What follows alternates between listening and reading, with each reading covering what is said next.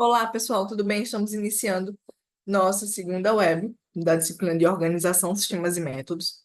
Na aula de hoje, a gente vai falar um pouquinho sobre outras teorias da administração.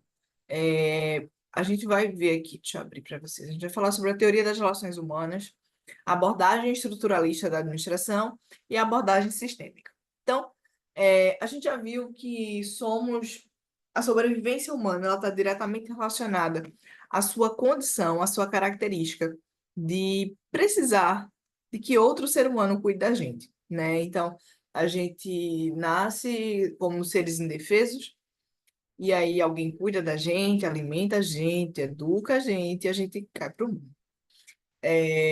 Então, se a gente observar durante toda a trajetória de nossas vidas, a gente vai precisar de empresas, de organizações, de grupos sociais no qual a gente participa. Então, a gente frequenta escola, frequenta igreja, frequenta clube, frequenta nosso ambiente de trabalho, e em todos os locais existe um relacionamento humano, e esse relacionamento humano, ele é permeado por questões, por aspectos informais muitas vezes. Então, não existem algumas normas muito claras em como se comportar em nossa casa. Então, na nossa casa não existe um código de conduta, uma regra escrita. Isso caracteriza uma organização informal. As nossas relações de amizade são organizações informais. A partir do momento em que eu tenho regras, que eu tenho normas, que eu tenho uma estrutura hierárquica de quem manda, de quem responde, de quem obedece, aí sim eu tenho o que a gente chama de organização formal, tá? Então, a gente entendeu essas características lá na primeira web. E na primeira web, a gente também estudou os conceitos da administração clássica, seguindo aí a administração científica de Taylor e Fayol. É, Partindo desse princípio, o que aconteceu com o decorrer do tempo foi que outros autores tentaram contestar a teoria da administração clássica. Um desses autores, na verdade, foi Otto Meyer, com a experiência de Hawthorne. Então, na verdade, ele tentou aí não diretamente contestar, mas ele tentou provar, tentou encontrar alguma relação entre a iluminação e a produtividade dos funcionários em uma fábrica de relé. Acontece que ele encontrou outro fator, que não era a iluminação, e era muito mais difícil de ser controlado, de ser gerenciado. Então, vamos nessa. Então, o que foi aí a Escola Humanística da Administração? Ela surge em 1927, foi desenvolvida por Alto Meio e seus colaboradores, e foi um movimento aí, acabou sendo um movimento de oposição à teoria clássica. Havia, nessa época, uma necessidade de humanizar e democratizar a administração. Então, até então não se olhava a gestão por essa visão. E a partir desse momento surge a necessidade de humanizar e democratizar a gestão. Olhando por outro lado, a gente também tem nessa mesma época, nesse mesmo período, o desenvolvimento da psicologia, tá? Então, em 1927, o Conselho Nacional de Pesquisa iniciou uma experiência na fábrica de Hawthorne, na Western Electric Company, em Chicago, para avaliar a relação entre iluminação e local de trabalho. Então, eles achavam o seguinte: lembra que lá na administração científica se falava que existiam várias coisas que precisavam ser controladas para garantir a produtividade? Iluminação, disposição das ferramentas no ambiente de trabalho, especialização do funcionário, enfim. E aí eles tentaram dizer, vamos ver se é verdade. Pegaram um ambiente. Então, a pesquisa ela foi conduzida por George Meio, que nasceu em 1888, faleceu em 1949. Ele foi um cientista social australiano e professor da Harvard School of Business Administration.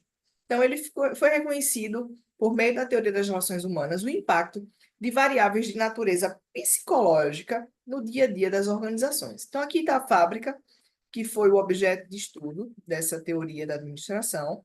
As moças aqui fabricando o relé, que é um dispositivo elétrico. E essa experiência ela passou por algumas fases. A primeira fase da experiência de Hawthorne consistiu em dividir as operárias em dois grupos para que elas trabalhassem em ambientes separados, em ambientes distintos. Em um desses ambientes, a luz que incidia no local era de intensidade variável, ou seja, ficava aumentando, diminuindo. Enquanto no outro, a iluminação ela era constante. Resultado: os pesquisadores não encontraram relação nenhuma entre essas duas variáveis. Na verdade, eles identificaram uma outra variável, e essa sim é difícil de ser isolada, de ser controlada.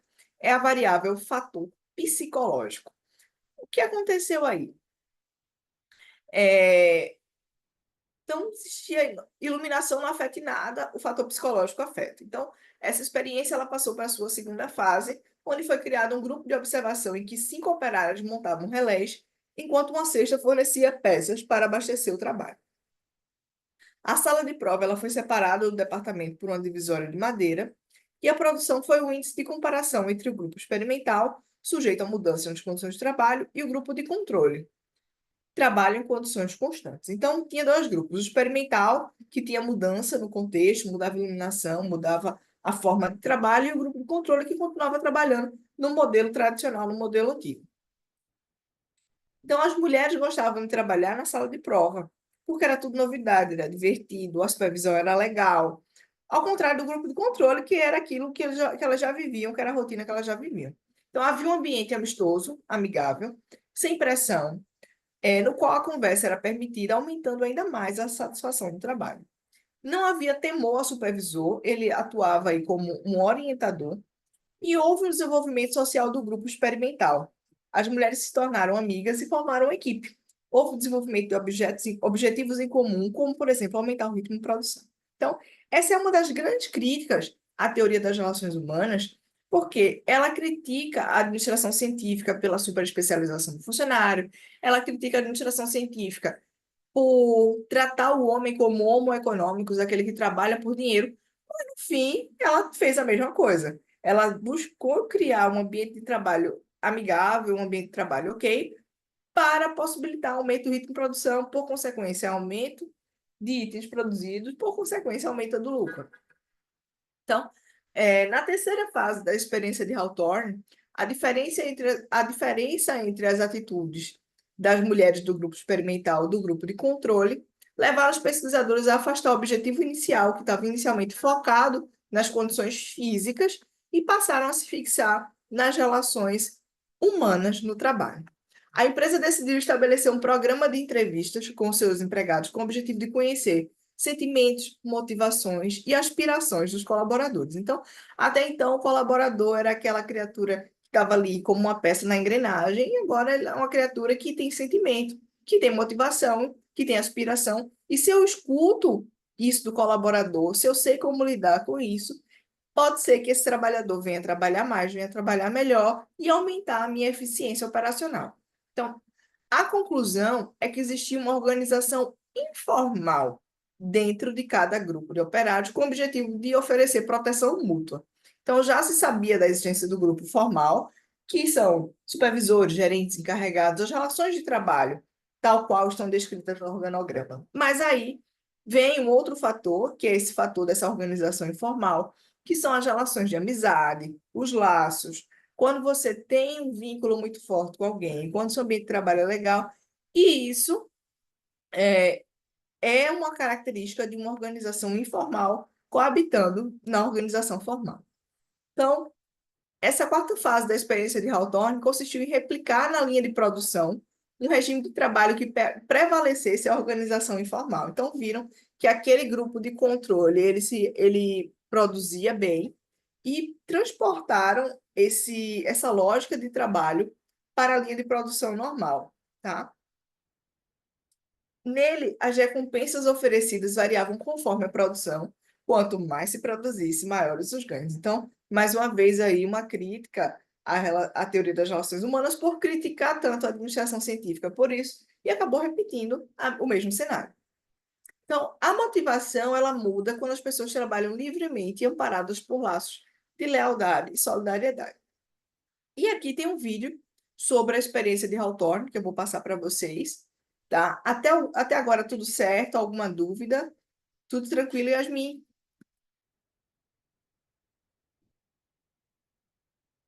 Deixa eu compartilhar aqui esse vídeo com vocês, só um instante.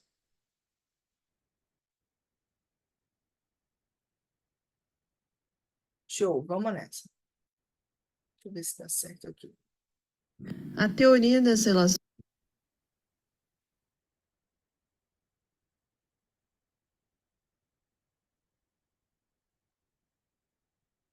relações humanas teve seu início no final da segunda década do século XX, mais precisamente por volta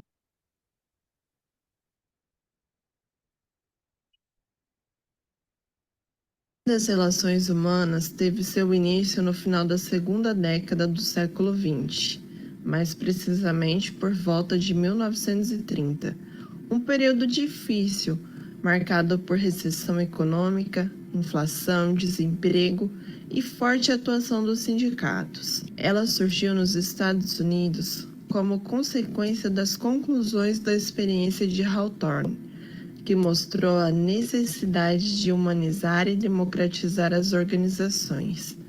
Vamos conhecer melhor essa experiência?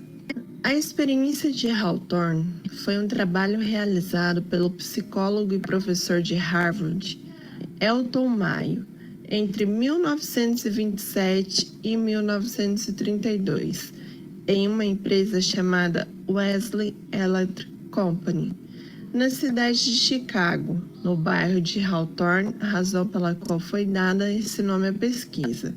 Ela foi dividida em 4 fases. Na primeira fase, pretendia-se conhecer o efeito da iluminação sobre o rendimento dos operários, onde 2 grupos de operários que faziam o mesmo trabalho foram submetidos a trabalhar da seguinte forma: um grupo com uma intensidade da luz variável, e o outro tinha a intensidade da luz constante. A experiência teve a seguinte conclusão: os observadores não encontraram correlação direta entre a variação da intensidade da luz, mas perceberam que os operários reagiam à intensidade da iluminação de acordo com as suas realidades pessoais. Assim, comprovou-se preponderância do fator psicológico sobre o fator fisiológico. A eficiência dos operários é afetada por condições psicológicas. Na segunda fase, 5 moças que montavam relés tiveram redução do horário de trabalho, lanches e períodos de descanso. Resultado: essa fase da pesquisa demonstrou que o desempenho das operárias estava relacionado à melhoria do relacionamento entre elas, o ambiente de trabalho, o aprimoramento do trabalho em equipe e o desenvolvimento de lideranças. Nos 12 meses em que as moças foram analisadas, verificou-se que elas gostavam da sala onde estava sendo realizada a pesquisa, porque lá era divertido e a supervisão branda e flexível. Para as moças, havia um ambiente amistoso e sem pressão que aumentava a satisfação no trabalho. Elas não tinham medo do supervisor, pois ele era um orientador dos seus trabalhos. Essas moças desenvolveram relações pessoais e transformaram-se em uma equipe de trabalho que desenvolveu objetivos comuns, como aumentar o ritmo de produção. Na terceira fase, foi analisado as diferenças nas atitudes dos grupos de operários 1 e 2 e as atitudes das 5 moças que montavam relés. Preocupados com essa diferença, os pesquisadores se afastaram do objetivo inicial de verificar as condições físicas de trabalho e passaram a se fixar no estudo das relações humanas no trabalho. As entrevistas dessa fase revelaram a existência da organização informal dos operários, a fim de que eles se protegessem contra o que percebiam como ameaças da administração. Essa organização informal possui forte atuação sobre os empregados e influencia no ritmo e na produção deles. Além disso, cria punições quando algum trabalho foge das regras impostas pelo grupo. Ela geralmente é formada por afinidades pessoais e permite o surgimento de lideranças informais que mantêm o grupo unido e asseguram o respeito entre os integrantes e as regras de conduta. A quarta fase foi de análise da organização informal dos operários, onde os pesquisadores constataram que o grupo informal influenciava o grupo formal, ou seja, a união e a solidariedade do grupo informal determinavam qual o ritmo de trabalho do operário e a sua colaboração para a organização. Conclusões finais da experiência de Hawthorne. Primeiro, o nível de produção é resultante da integração social, normas sociais e expectativas grupais. É a capacidade social que determina o seu nível de competência e eficiência e não sua capacidade de executar. Segundo, comportamento social dos empregados. O comportamento das pessoas é influenciado pelas regras e orientações estabelecidas pelo grupo. Terceiro, o fator psicológico é mais importante do que a capacidade física ou fator fisiológico das pessoas para seu nível de produção. Quarto, recompensas e sanções sociais. O comportamento do empregado está condicionado às normas e padrões sociais estipulados pelo seu grupo. Quinto, grupos informais existem nas organizações, influenciam os grupos formais e devem ser considerados para garantir o desempenho e os resultados das empresas. Sexto, relações humanas. A interação social com grupos sociais deve ser valorizada em qualquer organização para garantir a sua existência. Sétimo, a importância do conteúdo do cargo. Trabalhos simples e repetitivos tornam-se monótonos e maçantes, afetando negativamente a atitude do trabalhador e reduzindo sua satisfação e eficiência. Eu espero que vocês... É isso, pessoal. Nesse vídeo a gente vê. Olá, boa tarde para quem conectou depois, sejam bem-vindas. Nesse vídeo a gente viu um resumo do conteúdo que a gente acabou de ver nos slides sobre a teoria das relações humanas e suas implicações. Então, fazendo um breve resumo, joia, vamos nessa. Fazendo um breve resumo, aqui, ó. A experiência de Hawthorne, ela mostrou que o nível da produção, ele é resultante da integração social, ou seja, as pessoas produzem mais ou menos a depender da forma como elas se relacionam no ambiente de trabalho. O comportamento do indivíduo se apoia totalmente no grupo. Então, se o grupo diz assim, ó, chegasse agora, novato, tá produzindo muito rápido, diminui a bola aí. Então, você, novato, vai se adequar ao grupo. Mas se você chega e o grupo diz assim, ó, novato, tem que trabalhar, que a gente tem moleza não, vamos nessa. Então, o comportamento do indivíduo se apoia totalmente no grupo, ele se equaliza com o grupo. O comportamento do indivíduo está condicionado a normas e padrões sociais. Os autores humanistas se concentravam nos aspectos informais da organização, enquanto os outros teóricos focavam nos aspectos formais. Os autores humanistas se concentravam nos aspectos informais da organização. A compreensão das relações humanas permite ao administrador melhores resultados dos seus subordinados. Então, quando eu compreendo como é que as pessoas se relacionam nesse ambiente, eu vou conseguir melhor resultado das pessoas.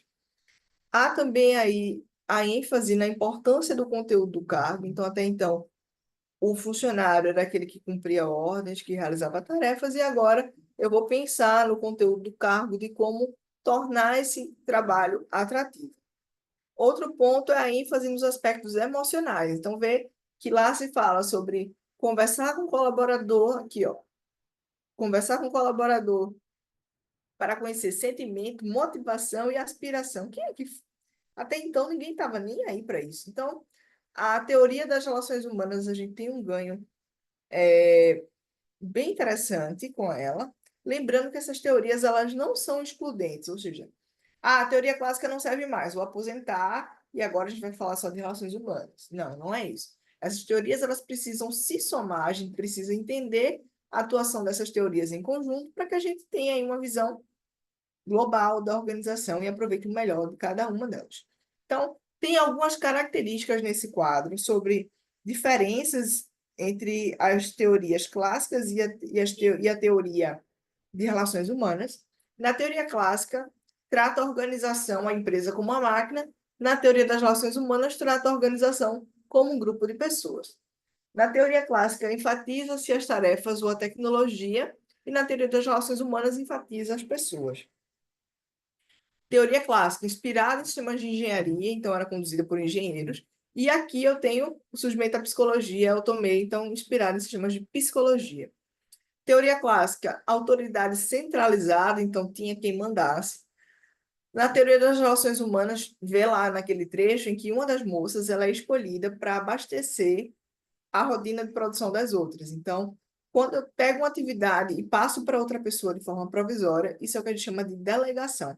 Eu delego a autoridade para outrem de uma forma provisória, tá? Especialização e competência técnica. É isso na teoria clássica. Na teoria das relações humanas, a gente vai ter a confiança, a abertura, a comunicação. Na teoria clássica, eu vou ter uma divisão acentuada do trabalho, ou seja, você só faz isso. Na teoria clássica, eu vou ter uma ênfase nas relações e entre as pessoas. Teoria clássica, confiança nas regras de regulamento. Teoria das relações humanas, confiança nas pessoas. Teoria clássica, clara separação entre linha e staff. Teoria das relações humanas, dinâmica de grupo e interpessoal. Então, fechou aqui a linha de raciocínio sobre a teoria das relações humanas. Pena para quem entrou depois, que não viu o comecinho, mas depois assiste o que está gravado, tá? Então, queria saber, dadas as devidas proporções, quem assistiu até o começo, quem foi entrando, alguma dúvida, algum questionamento sobre a teoria das relações humanas? Tudo certo, a gente pode avançar.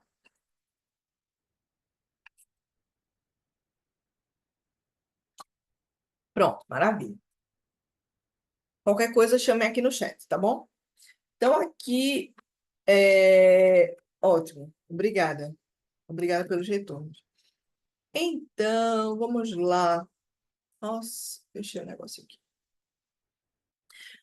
Vamos falar agora sobre a teoria estruturalista. Então, a teoria estruturalista, ela pretende ser uma síntese, ou seja, um resumo entre a teoria clássica e a teoria das relações humanas.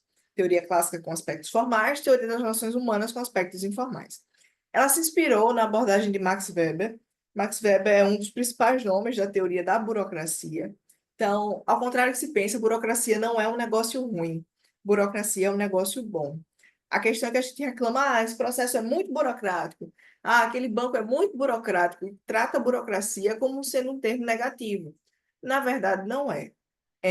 A burocracia, ela ajuda no controle. Se não fosse a burocracia, muitas empresas já teriam falido, principalmente bancos. Então, imagina se um banco não faz análise de crédito de uma pessoa que está querendo um empréstimo, um financiamento.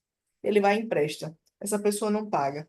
Então, toda organização ela precisa de burocracia para garantir até mesmo a sua própria sobrevivência. Então, olhando por esse lado, Max Weber ele vem aí com a teoria da burocracia para organizar os processos organizacionais. Mas aí, só voltando para a teoria estruturalista, existe nessa teoria a necessidade de visualizar a organização, a empresa, como uma unidade social grande e complexa, onde interagem grupos sociais. Está voltado para o todo e para o relacionamento entre as partes desse todo, na constituição do todo. Então, é isso.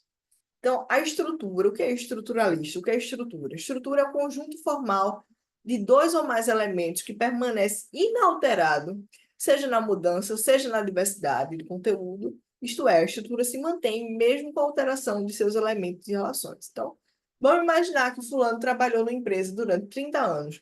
No dia que ele saiu, a empresa continua sendo a empresa, não é porque ele saiu que a empresa mudou. Então, houve a alteração de um fator, mas não houve de continuidade do todo. Então, quando a gente olha para as empresas, o todo, ele é maior do que a soma de suas partes atuando de forma individualizada. Então, o todo é maior do que a soma das partes. O homem aqui é visto como um homem organizacional, ou seja, é o homem que desempenha diferentes papéis em várias organizações. Então, agora a gente vai ver um videozinho de 13 minutos sobre a abordagem estruturalista e depois a gente volta aqui para dar sequência no conteúdo. Tudo ok? Dúvidas, questionamentos? Show, vamos nessa.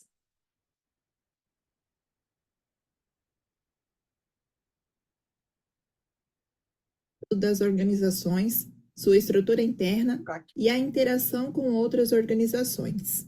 Teve origem no final da década de 1950. A teoria estruturalista significava uma divisão da teoria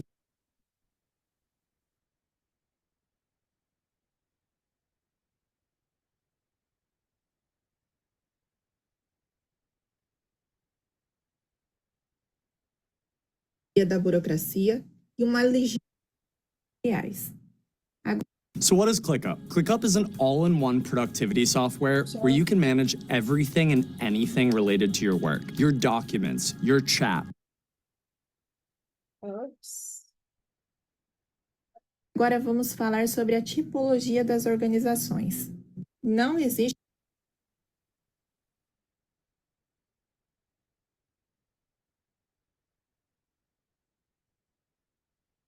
organizações.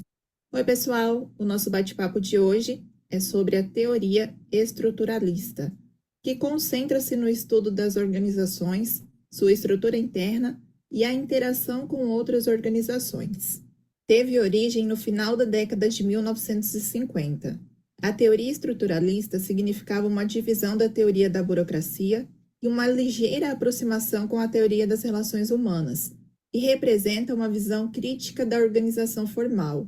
A teoria estruturalista, ela pretende ser uma síntese da teoria clássica e da teoria das relações humanas, inspirando-se na abordagem de Max Weber e, em certa medida, nas obras de Karl Marx.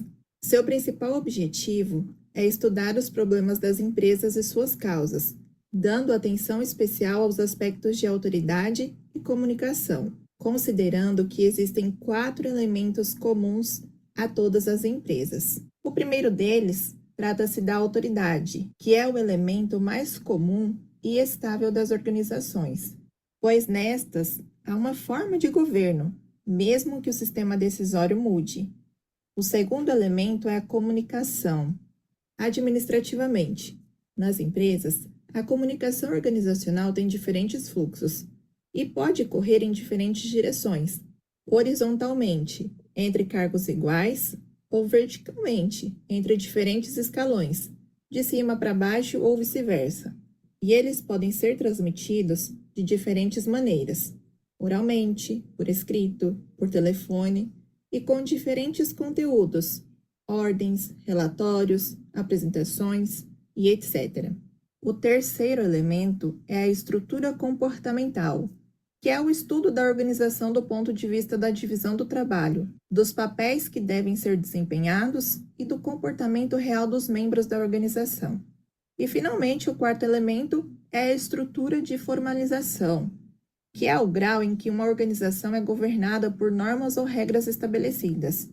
Por exemplo, uma organização é altamente formalizada ou burocratizada quando organizou todo o trabalho e deixa pouca liberdade de ação aos seus membros, o que reduz a dinâmica da organização. Para os estruturalistas, a sociedade moderna e industrializada é uma sociedade de organizações, das quais o homem depende para nascer, viver e morrer.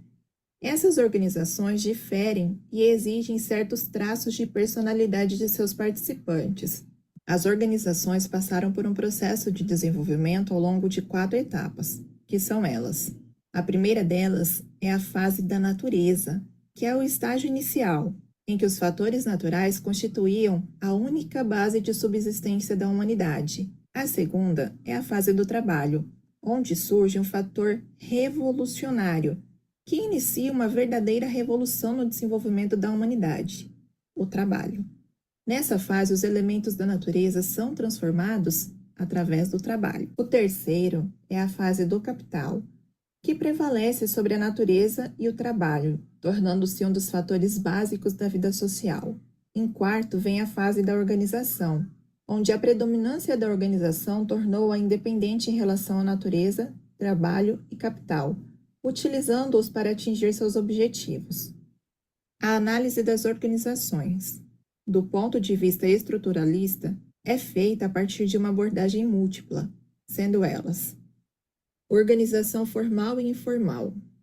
Enquanto a teoria clássica se concentrava na organização formal e a teoria das relações humanas na organização informal, os estruturalistas tentaram estudar a relação entre as duas organizações, a formal e a informal, dentro de uma abordagem múltipla. A teoria estruturalista centra-se no problema das relações entre organização formal e informal e tenta encontrar o equilíbrio entre os elementos racionais e não racionais do comportamento humano. A análise interorganizacional.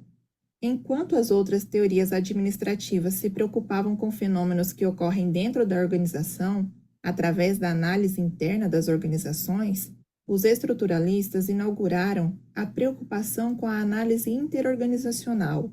A análise das relações interorganizacionais parte do pressuposto de que a organização funciona a partir de transações com outras organizações que promovem a interação entre as organizações e provocam uma forte interdependência entre elas. E cada organização interage com seu ambiente externo e com as outras organizações que ele contém. Recompensas materiais e sociais. Os estruturalistas abraçam todas as recompensas que as organizações usam para motivar as pessoas. Os diferentes enfoques da organização. Para os estruturalistas, as organizações podem ser concebidas segundo duas diferentes concepções, sendo elas o modelo racional de organização. Essa concepção concebe a organização como um meio deliberado e racional de alcançar os objetivos por meio do planejamento e controle. Os objetivos organizacionais são explícitos e todos os aspectos e componentes da organização são deliberadamente selecionados com base em sua contribuição para o objetivo, e as estruturas organizacionais são deliberadamente cuidadas para alcançar a maior eficiência. Os recursos são adequados e acomodados de acordo com o plano mestre. Todas as ações são apropriadas e iniciadas por planos, e seus resultados devem coincidir com os planos. E há ainda o modelo natural da organização. Nesse modelo, a organização é concebida como um conjunto de partes interdependentes que constituem o todo. Cada parte contribui com algo e recebe algo do todo, que, por sua vez, é interdependente com o ambiente maior. O objetivo básico é a sobrevivência do sistema. As partes e os modos estão ligados em interdependência, razão pela qual são determinados através de processos evolutivos. O modelo busca deixar tudo equilibrado e funcional, mas pode ocorrer disfunções. Agora vamos ver sobre os níveis das organizações. As organizações são caracterizadas por uma hierarquia de autoridade, ou seja, pela diferenciação de poder. As organizações se deparam com uma multiplicidade de problemas que são classificados e categorizados de forma que a responsabilidade por sua solução seja atribuída a diferentes níveis hierárquicos da organização. Assim, as organizações são divididas em 3 níveis organizacionais, sendo eles: o nível institucional é o nível mais alto e é também onde estão localizados os diretores da organização. Nesse nível são definidos os objetivos e as estratégias a serem seguidas. Também são eles que mantêm relações com o ambiente externo. Nível intermediário é o segundo nível e é aquele que integra e interrelaciona os outros dois. O objetivo deste nível é desenhar os planos táticos a serem executados posteriormente no nível operacional, levando em consideração as estratégias desenhadas no nível institucional. O nível gerencial também deve fornecer ao nível operacional todos os recursos necessários para poder cumprir os objetivos estabelecidos. Há ainda o nível operacional, que é o nível mais baixo dentro de uma organização, e é onde o plano desenvolvido pelo nível intermediário se torna operacional e é executado. A diversidade de organizações. A teoria estruturalista inovou ao ampliar o escopo de análise das organizações, incluindo desde pequenas empresas até organizações militares. O objetivo era diversificar o máximo possível as análises. Prisões, sindicatos, instituições religiosas e muitos outros segmentos foram incluídos para serem analisados. Homem organizacional.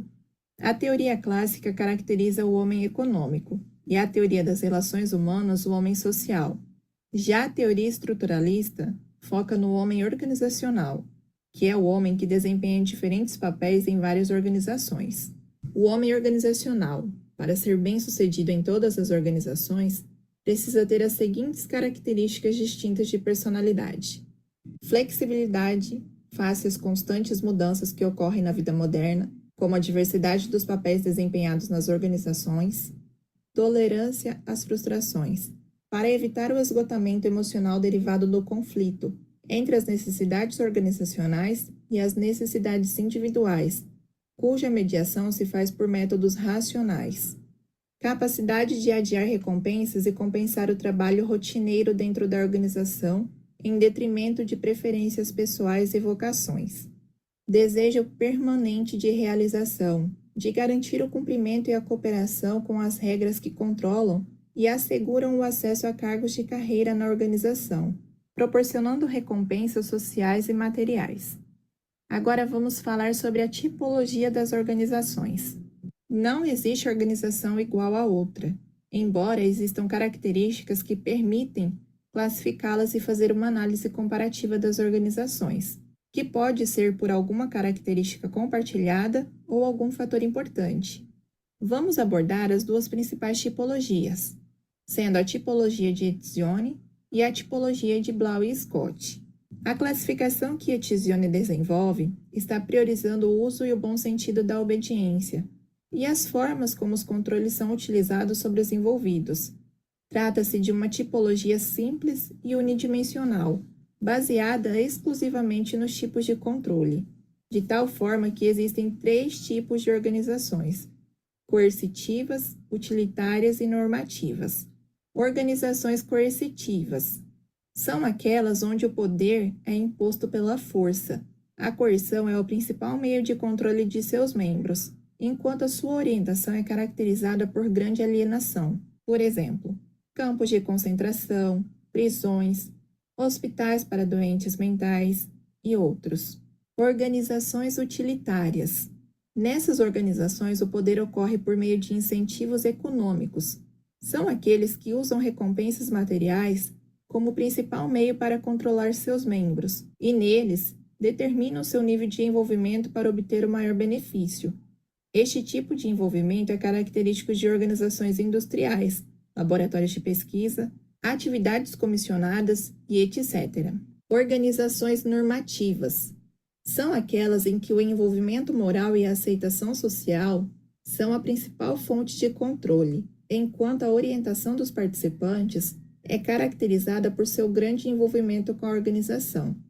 Os principais tipos de organizações normativas são as entidades religiosas. Por sua vez, a visão de Blau e Scott tem um papel de coexistência que existe entre as organizações, acrescentando a ideia de que elas sempre têm que ter um destinatário ou beneficiário principal, e para isso são categorizadas em 4 grupos. Os próprios membros da organização, onde os beneficiários são os membros da organização, por exemplo, cooperativas, associações profissionais e etc. Organizações de interesses comerciais, em que os proprietários ou acionistas são os principais beneficiários da organização, por exemplo, sociedades anônimas, empresas familiares e etc. Organizações de serviços, onde os beneficiários é que são os usuários, por exemplo, hospitais ou escolas. E organizações de Estado, onde os beneficiários são o público em geral, por exemplo, segurança pública, coleta de lixo e etc. A tipologia de Blau e Scott destaca o poder e a influência dos beneficiários nas organizações, de tal forma que eles interferem até mesmo na formação de suas estruturas, definições de objetivos, estratégias e missão.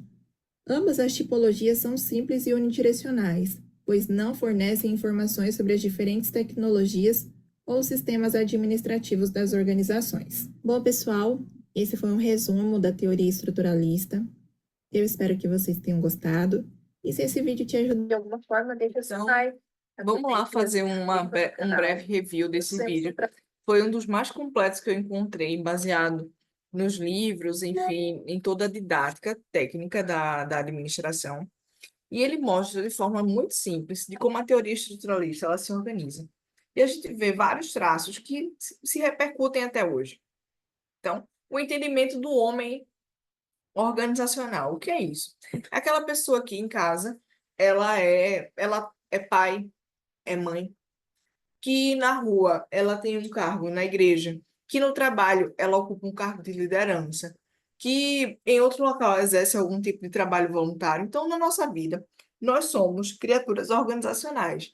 Nós desempenhamos diferentes papéis em diferentes grupos sociais nos quais atuamos, e essas características nos tornam mais complexos, porque a gente conhece, a gente entende como lidar, como se relacionar, considerando aí diferentes públicos, diferentes agrupamentos.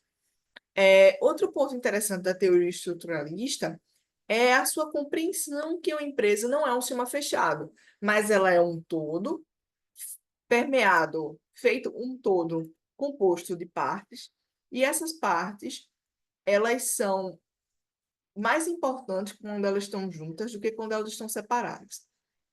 Deixa eu voltar a compartilhar aqui o slide com vocês.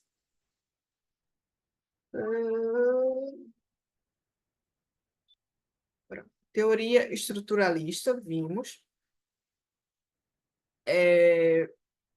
Vamos agora ver a abordagem sistêmica da organização.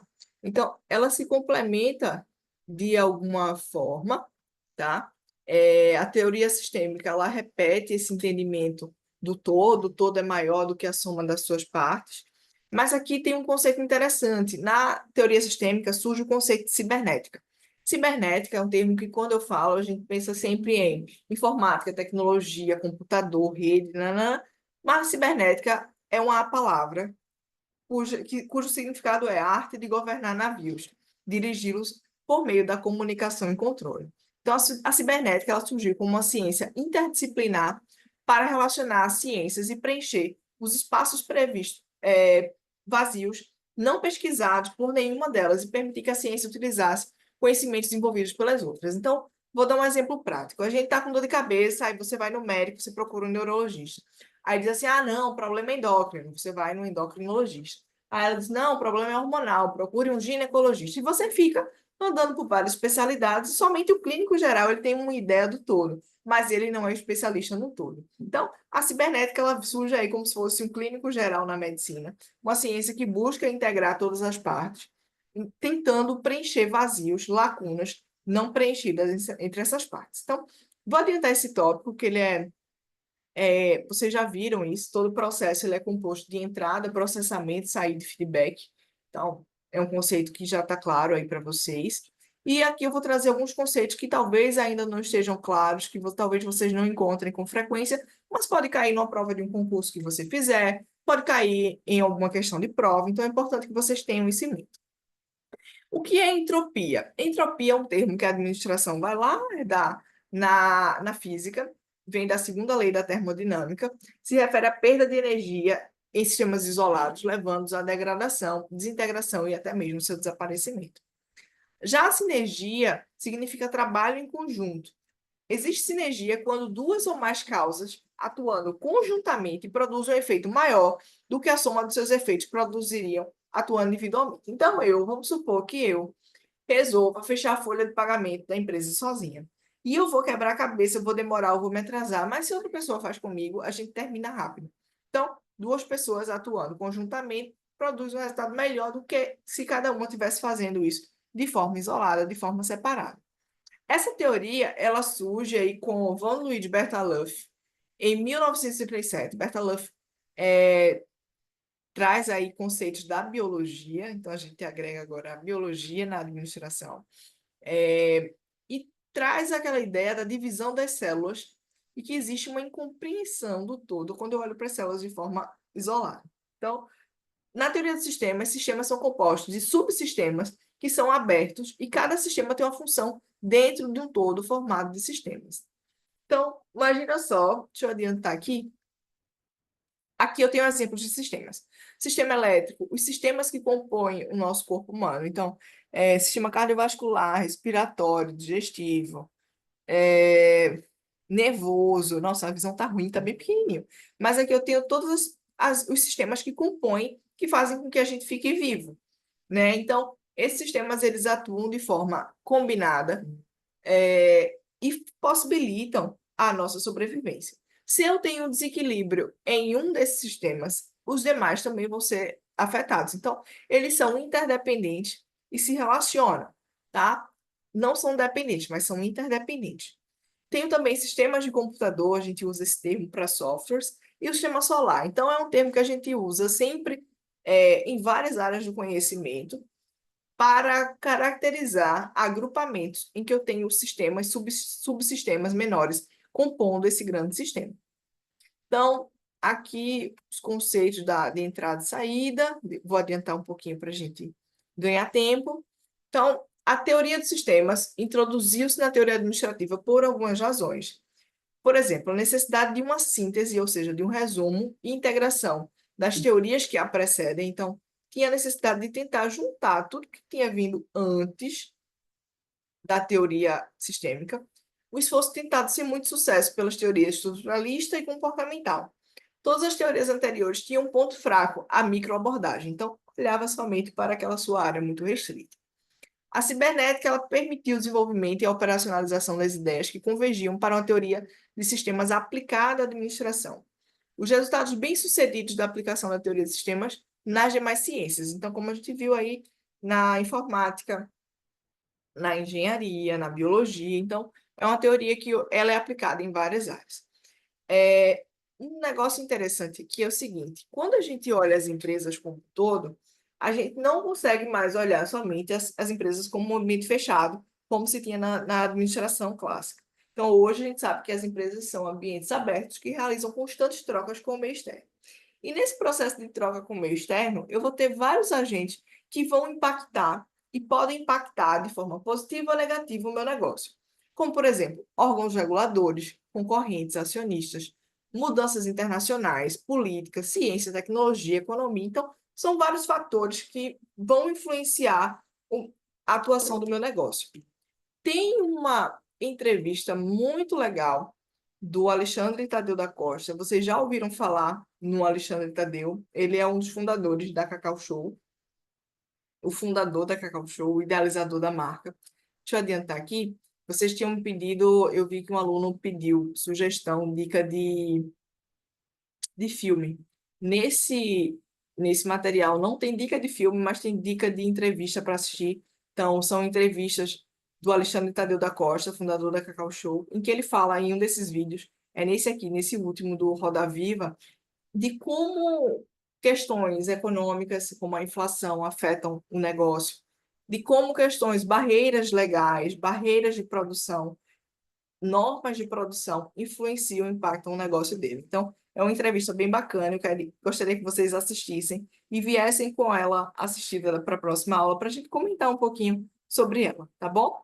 Então, temos esses fatores que permeiam o ambiente externo de uma organização e os sistemas de informação. O sistema de informação, ele pode ser definido tecnicamente como um conjunto de componentes interrelacionados que coletam, recuperam, processam, armazenam e distribuem informações destinadas a apoiar a tomada de decisão, a coordenação e o controle de uma empresa.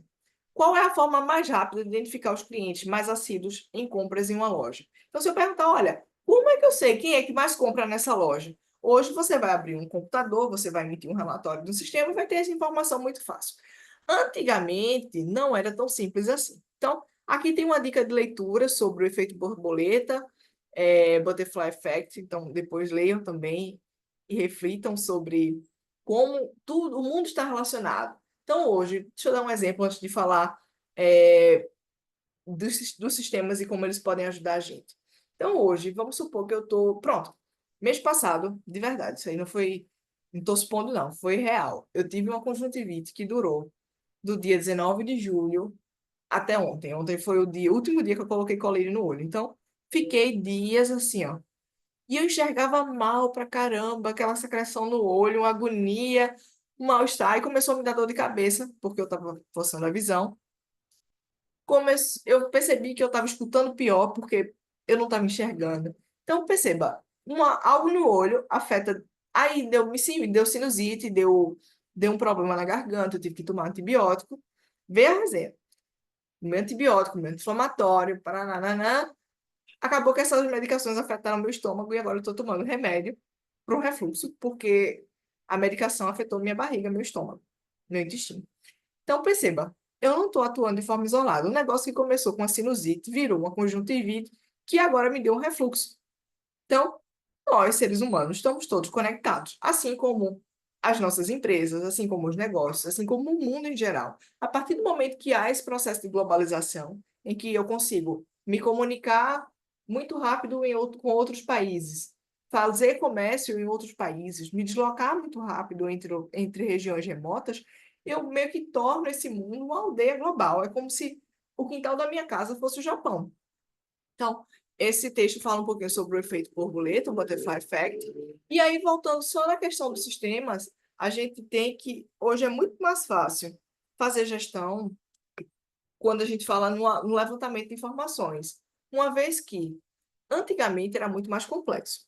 Então, quando eu tive em férias em São Paulo, gostaria de novo de bater perna lá pelo Centrão. Adoro São Paulo sensacional. Tudo é grande, tudo é, nossa, é um lugar incrível, assim. Então, em São Paulo, eu fui nesse prédio aqui, ó. Ele é altíssimo. Se você reparar em algumas cenas de novelas, em filmes, enfim, ele aparece. Ele lembra o Empire State Building, lá dos Estados Unidos. E era um antigo Banespa, era um banco. E o Santander comprou esse banco e transformou essa área antiga em um museu. E nesse museu, o que que a gente encontra? A sala do bancário antigamente. Então, hoje eu acredito que tenha pessoas que nunca tenham ido numa agência bancária, abriram a conta toda no celular, não tinha ideia de como era difícil fazer esse gerenciamento no passado. Então, essa sala era a sala do escriturário do banco. Se ele precisasse falar com alguém, ele tinha que ligar. Se ele quisesse saber a carteira de clientes, ele tinha que rolar aqui essa rodinha que tem aqui na mesa com um bocado de cartões para pegar os dados do cliente. Então, tudo de forma extremamente manual. Se ele quisesse saber as transações bancárias, estavam todas escritas em livro, então era difícil ter um relatório. Ah, quem é o cliente com maior volume de compras? Ele ia supor pelo feeling, mas ele nunca ia ter esse número exato de forma rápida, como a gente tem hoje. Então, os sistemas de informação, eles trazem benefícios, como, por exemplo, aumento da produtividade, otimização da gestão de custo, melhoria de método de supervisão e controle, excelência operacional, para o ambiente externo, benefícios como conhecimento mais detalhado dos concorrentes, relacionamento mais estreito com clientes, acionistas, fornecedores e respostas à demanda do entorno. Então, é isso para a administração, para a abordagem sistêmica. Trouxe também aqui algumas questões de revisão para ver se vocês estão aquecidos, né? Vamos aproveitar aí esses 5 minutinhos de aula. Quero saber se há alguma dúvida sobre o conteúdo de hoje, se está tudo tranquilo, se a gente pode avançar para a revisão. Com o ok de vocês, a gente avança.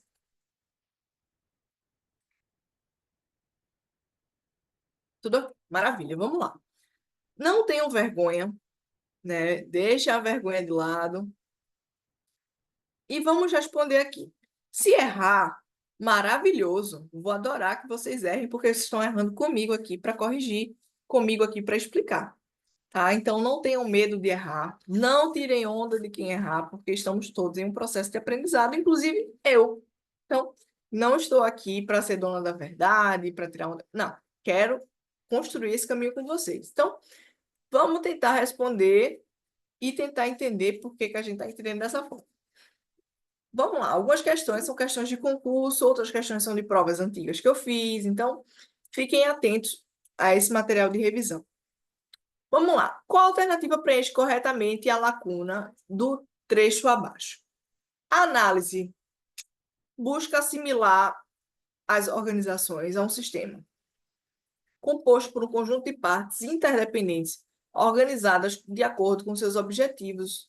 A estrutura organizacional é, por natura ou por natureza, complexa, finalizada e hierárquica, controlada, aberta ao seu controle, definido como um conjunto de elementos externos à organização.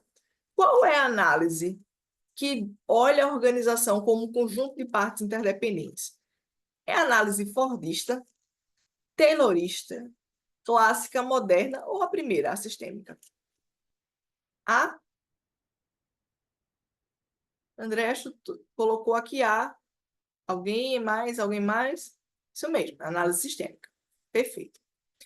Próxima questão aqui de revisão. Quais das frases abaixo estão relacionadas ao pensamento sistêmico? Assinale a alternativa correta. Desenvolve a capacidade de identificar as ligações entre as partes de um sistema como um todo. Sim. Permite uma visão mais ampla de cada situação. Sim, também. Busca incorporar todas as variáveis que se aplicam a dada situação ao analisar o seu cenário. Também correta. Então, alternativa A, todas as frases estão corretas.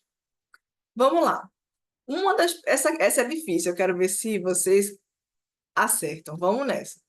Uma das principais características, ou seja, vai ter característica aí que também é, mas eu quero saber as duas principais. Uma das principais características de uma organização formal é a existência de dois fatores. Quais são? Autoridade e responsabilidade, responsabilidade e regras, autoridade e regras, responsabilidade e delegação ou ética e método. E aí, quais são as duas principais características de uma organização formal? Não tenho medo de errar. Cadê todo mundo?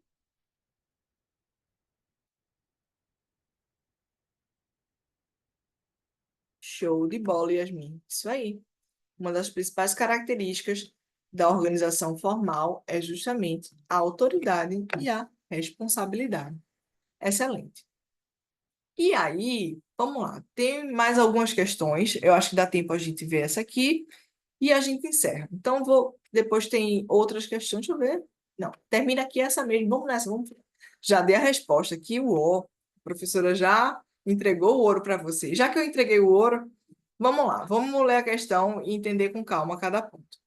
A experiência de Hawthorne, ela proporcionou o delineamento dos princípios básicos da Escola das Relações Humanas. Qual conceito abaixo o trecho se refere? Assinale a alternativa correta.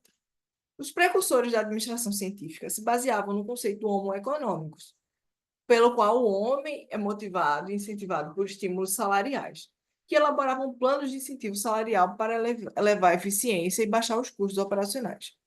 Para a teoria das relações humanas, a motivação econômica ela é secundária na determinação do rendimento do trabalhador.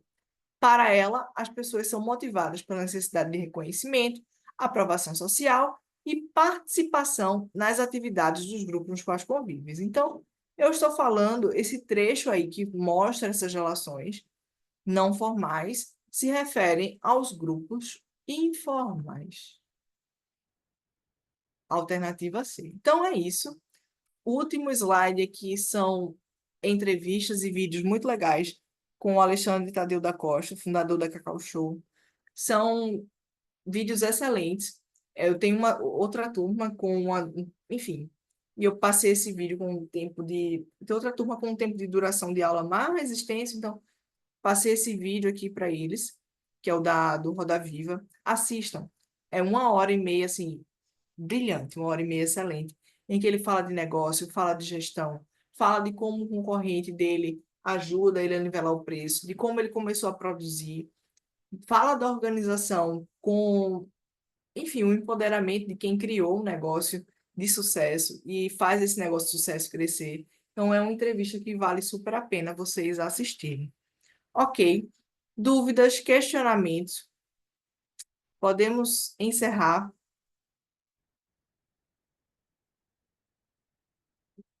Tudo tranquilo. Ficou alguma dúvida? Eu posso ajudar vocês em algo a mais? O que acharam da aula de hoje? Para quem chegou depois, esse material ele foi gravado, então vocês vão poder assistir de novo o comecinho da aula. E eu vou compartilhar assim que a aula acabar os slides para vocês imprimirem, fazerem as anotações, enfim, e ajudar como material de apoio. Tudo certo, aguardando só vocês aparecerem aqui. Foi mesmo, que bom. Eu também adoro dar aula para vocês. Vocês sempre entram, participam, e assim, a aula é massa mesmo, mas eu acho que tem, tem aí, eu acho que 30% de participação minha, 70% de vocês, que sempre estão conectados aqui assistindo. Isso dá um incentivo muito grande para quem está dando aula. Então, tenho certeza que se a aula foi massa, foi porque vocês estiveram aí.